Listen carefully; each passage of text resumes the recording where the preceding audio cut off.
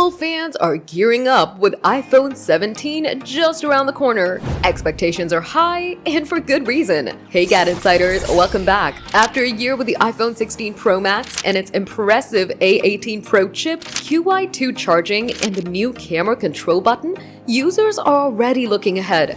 And there's a growing wish list of features Apple needs to deliver if it wants to stay ahead. Topping that list, a 10x optical zoom, with rivals like Google packing serious zoom even in its base models. It's time for Apple to stop playing it safe. A 48-megapixel periscope lens could redefine iPhone photography, especially if it comes to both Pro models. And why stop there? Samsung's 200-megapixel sensors are already pushing boundaries. Imagine what Apple's image processing could do with all that detail. A 200-megapixel main sensor in the iPhone 17 Pro could make it the go-to camera for all the creators. Then there's the screen. Ceramic shield is strong, but it's not scratch-proof.